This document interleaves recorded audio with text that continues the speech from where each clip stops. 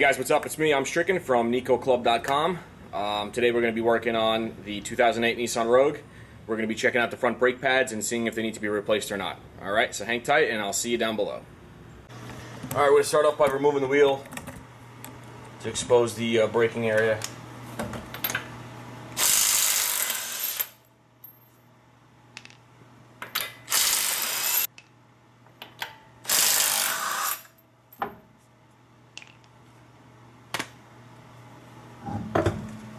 Take your wheel off, put it to the side.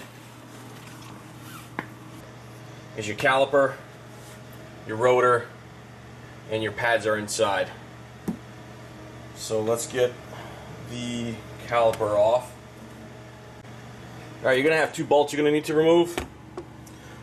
That one up top here, and the one all the way on the bottom, right there. I don't know if you guys can see that. Right there. Where is it? There it is. Right, that one.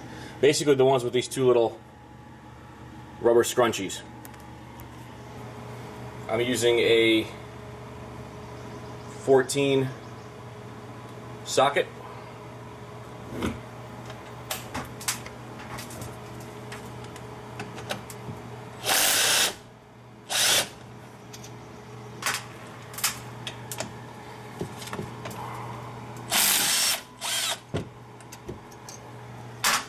That would be the second one. And your caliper should just come off. Set it off to the side carefully. You don't want to rip this brake line up top here. Where are you guys? There you are. I just set it off up top.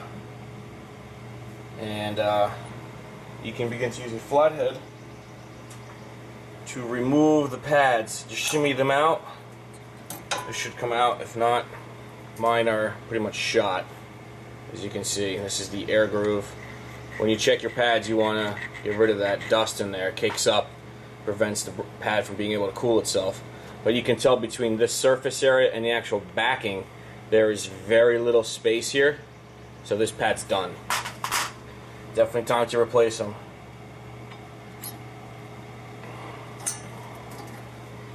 This one's just as bad. So just set those off to the side. Don't destroy them just yet, because if you have to, for some reason, put things back together like I did last time, because my caliper refused to go in. It actually leaked fluid. Inside your caliper, what you have is, you have this exterior boot, this is your piston, and your brake line. Inside of here, there's going to be a rubber, like a little rubber band. It's a seal, and as the fluid starts pushing the piston outward, the seal is supposed to stop the fluid. Mine leaked some in, and it's actually sitting in the boot. So when I go to push my boot back, unfortunately, the fluid stays in here. So this boot will not accordion itself closed. It'll squish out, and then I try to push this area in, it'll squish out that way. So there's clearly a seal leak in here. They're not even worth rebuilding. A rebuild kit's about $5–10 bucks. You could end up buying that $5–10 kit and finding out your piston is scored or it's rusted, which means you can't rebuild this kit. That piston needs to be refinished and smooth, otherwise you're going to destroy another seal within a couple hundred miles. So I bought all new calipers, I bought all new rotors. I'm hoping these two bolts back here will allow me to remove this caliper bracket off so I can get to the rotor. Alright guys, first you need to do is find your brake reservoir lid, remove it. This way when you push the piston back up and all the fluid, it's got somewhere to go. Come back down here, and we're going to check our caliper to see if it's reusable. Or for those folks that have a normal caliper, and that will just simply replace the pads. Alright guys, I just want to show you a quick comparison between my old pads and the new pads. See where that groove is? See the difference? That pretty much will tell you when your pads are cooked or not, and you need to replace them. So because our piston here, see how it's forced out? Because our piston is forced out, it's gapped. Right now our caliper's gapped for these old pads. Now if we stick the new fat ones in that are not worn, you're not going to have enough room for the new rotor, which is also, or even to put on your old rotor, frankly. You're going to have way too much of a tight fit here. You won't fit your old caliper or certainly the new one on. So what you have to do is you have to force this piston back. So how we do that? We take our old pad. You're going to need either a piston spreader tool, which I cannot find right now for some strange reason, or a simple C-clamp, available for a few bucks at your local hardware store. Just nothing really fancy. Okay, you're going to take your old pad, you're going to put it in here. Use that as just a backing plate. And you're going to take your tool here, carefully position it on your caliper. Open it up some more. And begin to apply pressure, forcing your piston back up into its cylinder. Now you need to watch the fluid up top in the reservoir because it might overflow. So you want to make sure that you're going nice and smooth, nice and easy, and checking your fluid up top. Especially for those folks that thought they had low brake fluid and added some, what you really had was worn pads. The more worn your pad is, the more your piston's going to want to come outward in order to brake effectively, which means more fluid has to fill up in here, which means less fluid up top. So if you got low fluid, it's either you got a leak, which is horrendous, or you have pads that need to be replaced soon. That's usually a very easy way to judge to see the condition of your pads. So I'm going to pop up top to see what I have. And my fluid up top here is almost at the rim. Yep, and I'm going to try to suction some of that out. Okay, I suctioned some of it out. You can either use a clean rolled up piece of paper. It'll absorb the moisture or absorb the brake fluid and get rid of it out of the thing. Or if you have a syringe or a turkey baster, you can get it out. So that gave me more room to work with here. I'm going to begin to apply more pressure on this piston to get it back in. And I'm only doing this to show you guys, because I know my piston's shot. I have to replace it. I'm only doing this to show you guys the condition of it and what it looks like, so you know what a bad piston is going to look like, so you don't put it back on. Or if your piston's fine, you know how to just simply replace your pads. Okay, you see how it retracted back in? But my boot is all messed up. Take a look at that. Look at that boot. It's all lopsided. You see that? How some of it's in and some of it's out? There's fluid in there. No matter how much you try to chase it, try to put it back in, it's going to keep squishing around like so. That's a bad seal in there. So we have to replace this caliper.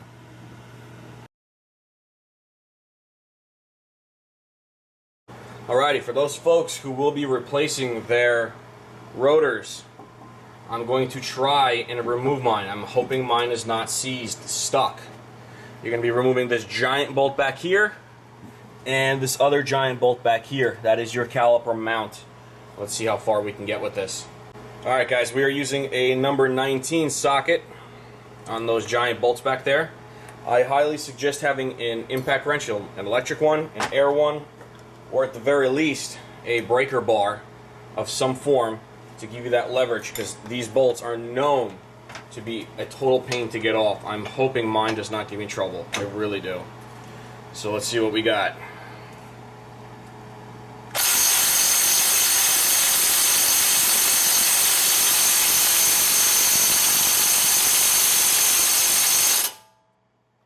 Nada. It is not moving.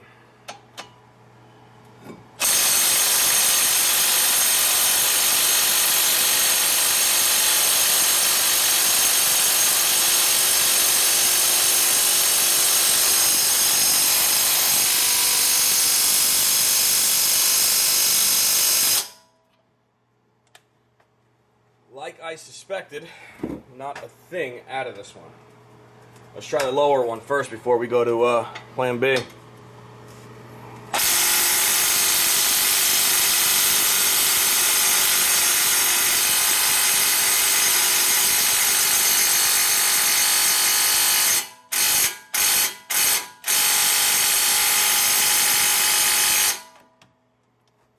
Not a thing there either.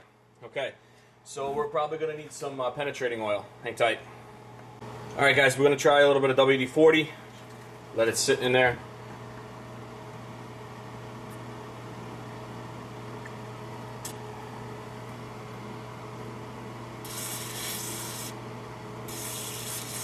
Just saturate the area. And you're going to have to give it a minute or two. Alright guys, it's been a few minutes. And I'm going to try this again. I'll put it this way, there's not been a single car I've ever worked on that these two bolts did not scare the crap out of me the most. Nothing else scares me when I'm working with brakes except these two bolts. Especially when you're working on the driveway, not in the shop, where you have thunderous impact tools.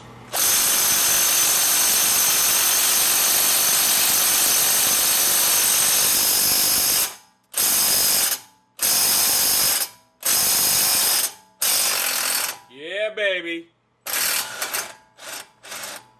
Look at that. WD-40 works every time. Okay, big bolt, really big bolt. Pain in the butt every time. So let's try it. Let's hope this one.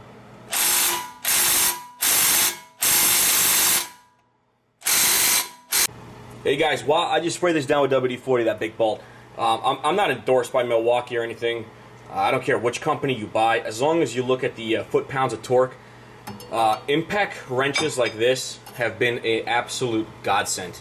I paid, I think, $168 or like $200 for this one, something. I think $240 maybe even. There's two of these. There's the 119 foot-pounds of torque one, and then the 167 or 167. I forgot exactly which one this is. This is definitely the higher impact or the higher torque version of the two. It has this 3/8 tip on it with that little ring. This has been, like I said, an absolute godsend. This M18 batteries, they recharge, I think 20 minutes, and this thing has saved me so much time and effort and energy. I don't care, like I said, whichever one you buy it, but these things save the hands of a mechanic. Saying, this is the cordless one. I find this really helpful for like lug nuts, you know. I feel like this is a little bit too much for it almost, because it is getting very hot on me. They have corded ones that go up to 300. I think some go 5, even 600 foot-pounds of torque, which this would have been out by now. But the corded one seems to work for me. I actually keep this one with the spare battery in my trunk. So if I ever get a flat, 5 bolts done, in and out. And I use it for general maintenance. If you have some spare change, dump it into one of these. Again, I don't care what brand you buy, just get yourself an Impact that's got at least 150 foot-pounds of torque. You will thank me. I promise you, you will thank me years down the road. All right, let's see what we can do with this bolt.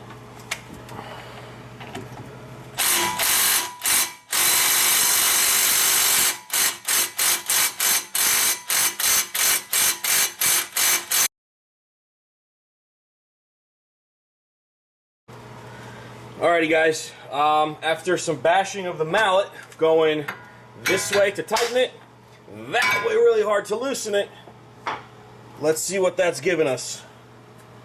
Very often that creates just enough gap for that penetrating oil to get in there and to loosen it up. Bingo!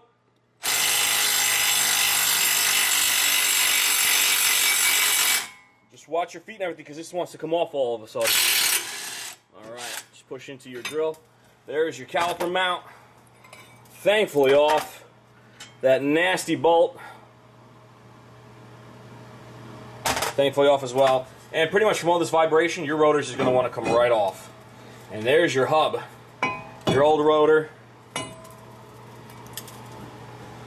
Oh man. I'm telling you guys, there's not been a single car that I've ever done brakes on that these two bolts back here did not give me a massive problem. So if you're stuck in a situation, I'm telling you right now, an Impact like this or a corded one even stronger will do you guys a lot of good. It'll save you a lot of muscle, a lot of time. As you can see, I utilized bungee cords to strap in right on the spring and the strut. to strap in my caliper so it doesn't rip my line, because everything's vibrating like crazy. You know, if any of you guys having to do hub work, you're going to need an impact. I'm telling you right now, you start working on these bolts, or any other bolt for that matter in this area, you're going to be dealing with a similar problem like that. Alright, so let's start on the new rotor. I'm going to change gloves since these are my dirt gloves. I'm going to change gloves to rubber ones, and we're going to install everything nice and clean and tidy it all up. Alright guys, we are back here with our new gloves on. We're going to test fit everything before we modify anything, and that is a clue for you other guys out there. I will be painting my calipers. So we're going to take our new rotors, we're going to put them on, try not to touch the mating surfaces too much, even though with new gloves. Okay, that fits nice and right. You never know, they might give you something wrong at the store. It might be in the wrong box, might be returned, might be modified somehow or another. So our rotor fits nice and right on it. I have to just take a lug nut or two and pin this up. I would probably suggest do that, because since I'm doing it. Take your lug nut, this way it's nice and centered. And there is nothing wrong with it. Okay, this allows you to balance, not have to balance this rotor. Okay, that's good enough. Now you can take your caliper and caliper bracket, go ahead and put it on, and start running in your bolts. Okay, everything looks good to me. Everything fits fine, nice and clean, nice and fresh. Obviously you can't turn this because we're in park, but everything looks good to me. This operates just fine. These pins here, we got our bleeder valve, and we can disassemble it and go to paint if we wish. Alright guys, we are back in the garage. We have our caliper bracket painted, nice Brembo gold color, and we have to install new shims and pad brackets, and I will show you exactly how to do that. Let me just zoom in on the floor. They are identical, as you can see. They pretty much just try not to get your nice painted caliper scratched up, but the way they go in is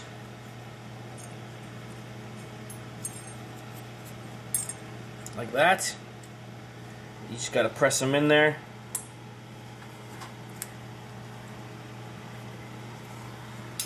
Like so. On either side.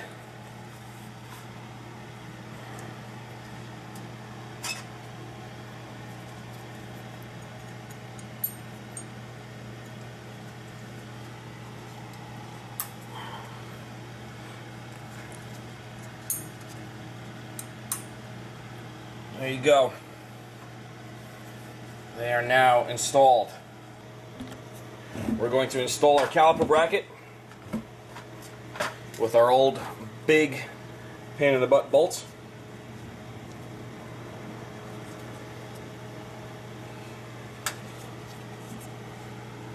Slide this right over the rotor. Thread the bolts in.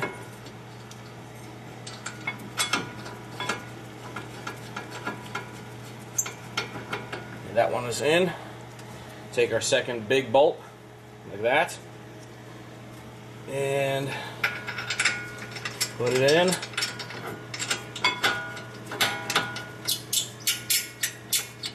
I can hear it's going in, I can feel it going in.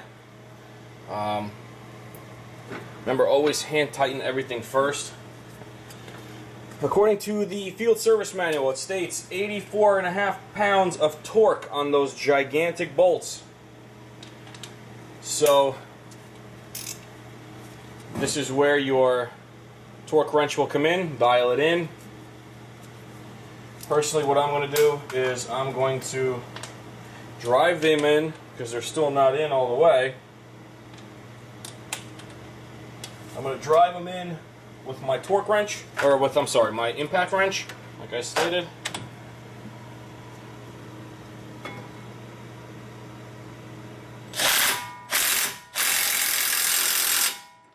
Okay, I put them in right before the lip touches the edge. That's it. Now I'm going to go ahead and work with the torque wrench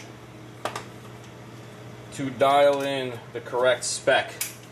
Now, as you can notice, these self-tighten, obviously, because we worked so hard to get them off. There was no way those things were on at 84.5 foot-pounds of torque. They've tightened themselves up over time tremendously. So if you do, for example, 84.5 is what we're supposed to do. Say you do 90, say you do 100, that's fine. They're going to tighten up like crazy anyway. So you don't have to worry about it. Just don't go too much more than what the manual states to do, which is, like I said, 84.5 for these two back here.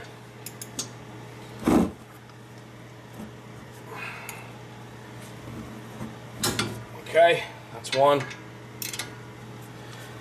And two. Good. Okay, these are at 84.5. Okay, now that we have this on,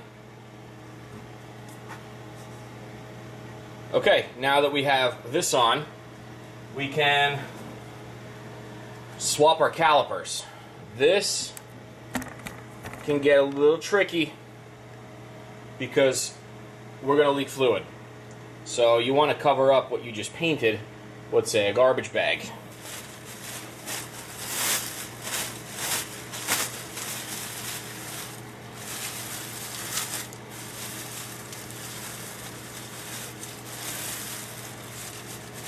Okay, here's my bags covering up everything nice and neat. Looks like a 12 socket to remove that banjo bolt. Have your new one ready. It comes in that little kit that comes with the new caliper. And all a banjo bolt is a bolt that has a hole through it. And this lets the fluid come in and out. So have your new crush washers ready as well. They come as looped onto the new caliper. Just remove that wire. Alright. The way it's going to go is one's going to go on this end. Okay. And one is going to go right before the caliper. Okay. So I'll give you guys a first person view. We're going to remove this. Have your new caliper ready. You know what? I'm going to remove the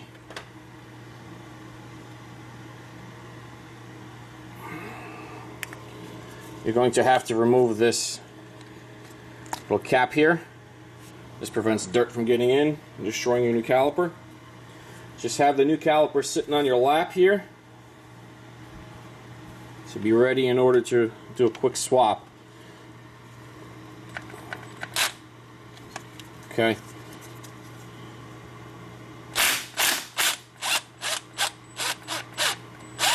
And there goes the fluid. Alright, so set this aside like so. Get rid of this thing. This thing is going bye-bye. Have a rag ready to wipe your hands because you don't want to touch anything with this stuff on the new paint job. Alright. Have your caliper ready to go.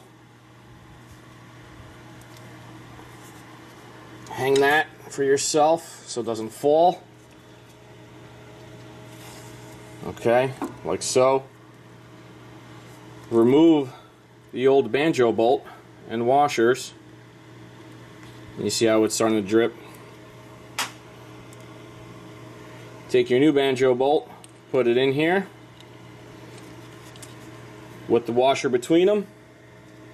Put another washer between that and the caliper, and have yourself ready to go to tighten that up. And this fluid's nice and warm. Okay, according to the manual, this is 18 foot-pounds of torque.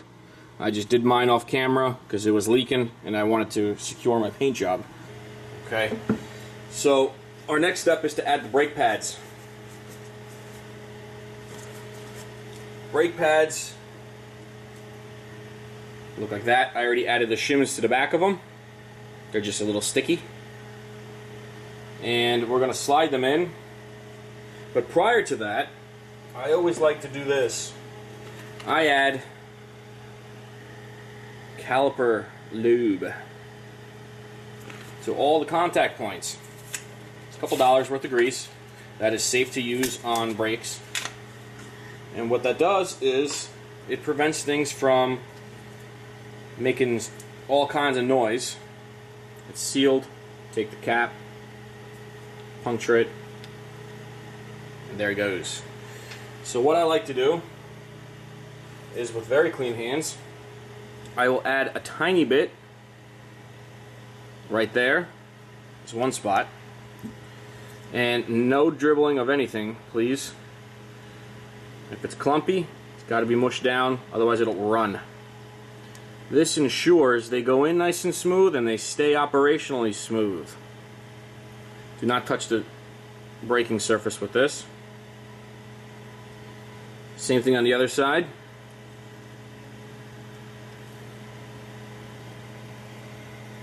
Get that notch nicely lubed.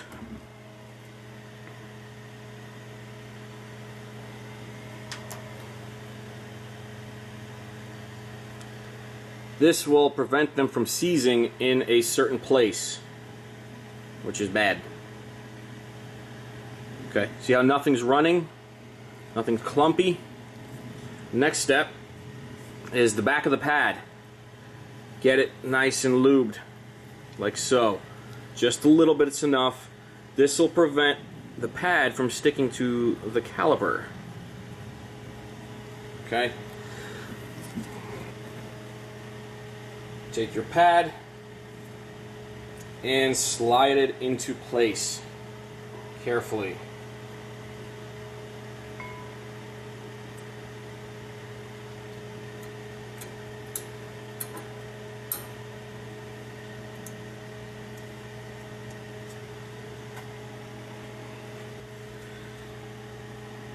Get your pad into place.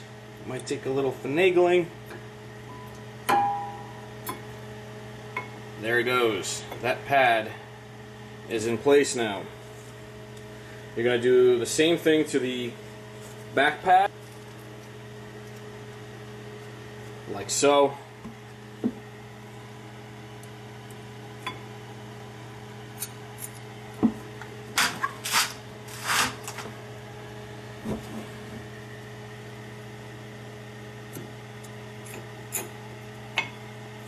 Okay.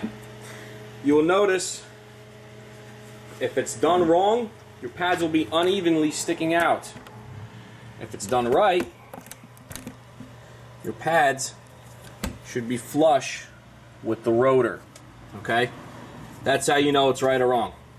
It's either right or wrong. There is no ifs, ands, or buts or maybes. Okay? Now that we have that completed, we are almost done here, guys. We're going to take our caliper and remove it from the bungee cords. Carefully position it back into position.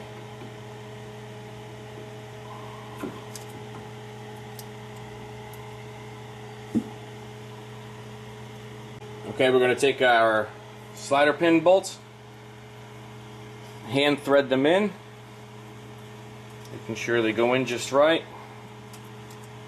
Now you will notice on the caliper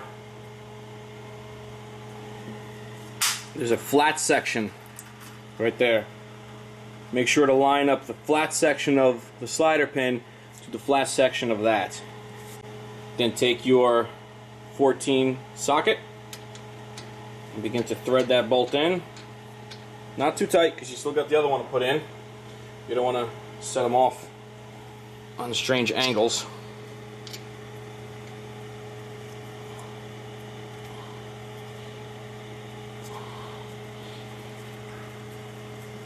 That one's going in nice and smooth.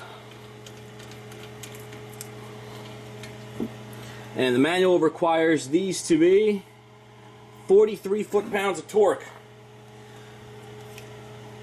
Our trusty torque wrench comes back into play here.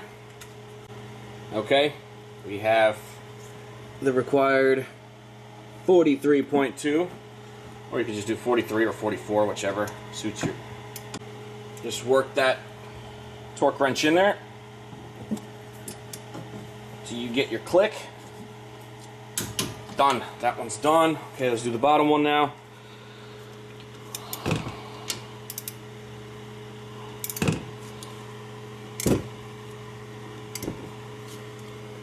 You're gonna hear that click. Done. Okay, that is torqued to spec. Pretty much the only thing left from here on in is draining the brake fluid, the proper technique. You guys could find that on YouTube, like I said. And bedding in your brake pads. That's also, you can find plenty of information on YouTube. I'm beat, guys, honestly. It's still about 90 degrees out here. I'm really tired. I just don't want to do any more videos. I just want to get these jobs done and over with and call it a day. Thank you for watching. Comment, rate, subscribe. Visit nicoclub.com, NICOclub.com for everything and anything Nissan. It's been I'm Stricken. Thanks for watching, and I'm out.